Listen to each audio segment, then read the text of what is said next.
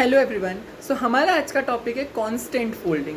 Constant folding भी एक code optimisation की टेक्निक होती है। इसका मतलब वो मेरे कोड को और बेहतर बनाती है और एफिशिएंट बनाती है। ठीक है, कांस्टेंट फोल्डिंग में क्या होता है, अगर आपको किसी चीज़ की वैल्यू पता है, अगर आपको किसी वेरिएबल में जो स्टोर कराना है वो वैल्यू आपको पता है, आप खुद कंप्यूट कर सकते हो, तो आप वो कंप्यूटर से कंप्यूट मत करवाओ, क्योंकि सीपीयू उसमें बेफालतू में अपना टाइम देगा, उसे कंप्यूट कराएगा।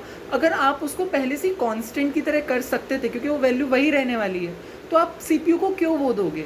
एग्जाम्पल से समझते हैं। अगर मेरे पास A1 है, B1 है, और मैंने C में क्या स्टोर कराया, A+B, फिर मैं आगे उसका कुछ भी यूज़ करूँ, मैं उसके फैक्टोरियल्स कराऊँ, मैं उसका पैलिंड्रोम कराऊँ, या ये तीन वेरिएबल कहीं पे भी काम आए।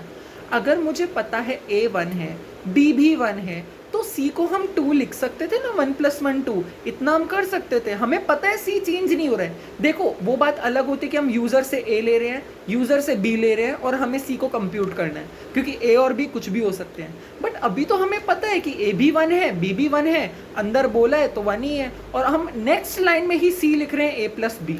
मतलब अब सीपीयू क्या करेगा, पहले ए फेच करेगा, फिर बी फेच करेगा, उसको प्लस करवाएगा, फिर सी में स्टोर कराएगा।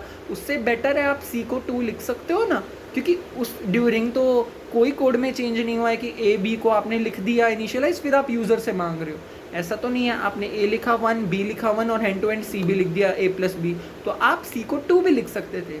सो इसे बोलते हैं हम कांस्टेंट फोल्डिंग, और ये हमारे कोड को ऑप्टिमाइज़ करता है, क्योंकि हमारी सीपीयू साइकिल्स वेस्ट नहीं होंगी। हम ऑलरेडी उसे एक कांस्टेंट वैल्यू प्रोवाइड कर रहे हैं, जो हम जानते थे, जो हम कंप्यूट कर सकते थे।